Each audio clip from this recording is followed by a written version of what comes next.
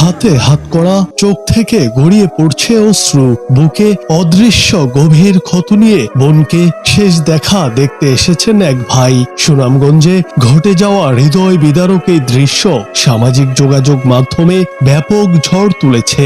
বোনের জানাজায় অংশ নিতে জেল থেকে হাত করা পরেই এসেছেন এক সাবেক মেম্বার। সাধারণ মানুষের ভালোবাসা, পুলিশের মানবিক আচরণ এবং ভাইয়ের কান্নায় ভেসে গেছে পুরো এলাকা, আবেগী করে তুলেছে সুনামগঞ্জ সহ সারা দেশের মানুষকে। সাবেক মেম্বার নুরু মিয়া তালুকদার বর্তমানে কারাগারে বন্দী। সম্প্রতি তার বোন মারা যান। খবর পেয়ে প্রশাসনের অনুমতিতে বোনের জানাজায় অংশ নিতে বিশেষ নিরাপত্তায় তাকে আনা হয় বাড়িতে। জানাজা স্থলে পৌঁছানোর সঙ্গে সঙ্গেই শুরু হয় এক আবেগঘন মুহূর্ত। গ্রাম জুড়ে শত শত মানুষ ভিড় করেন নুরু মিয়া ও তার বোনকে এক নজর দেখার জন্য। চোখের পানি লুকাতে পারেননি উপস্থিত অনেকে, এমনকি দায়িত্বে থাকা পুলিশ সদস্যরাও অশ্রু ধরে রাখতে পারেননি।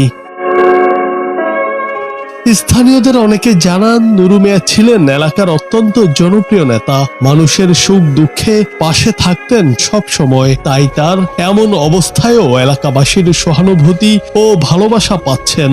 সোশ্যাল মিডিয়ায় অনেকেই লিখেছেন, একটা মানুষ কতটা জনপ্রিয় হলে এলাকার সব মানুষ হুমড়ি খেয়ে পড়ে তাকে দেখার জন্য।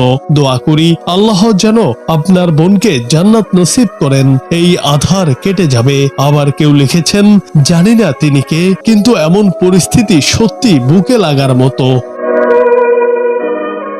দেশের রাজনীতি যতই কলঙ্কিত হোক, মানুষের ভালোবাসাই শেষ পর্যন্ত টিকে থাকে। বোনের নিথর দেহের পাশে থাকা নুরু মিয়া তালুকদারের চোখে তখন কেবল অশ্রু, মনে হয়তো হাজারো স্মৃতি। সবশেষে জানাজার পর মানুষের কাছ থেকে বিদায় নেন তিনি। বোনের জন্য চেয়েছেন দোয়া, পরে তাকে আবারও ফিরিয়ে নিয়ে যাওয়া হয় কারাগারে। বোনের জন্য আপনারা সবাই দোয়া করবেন।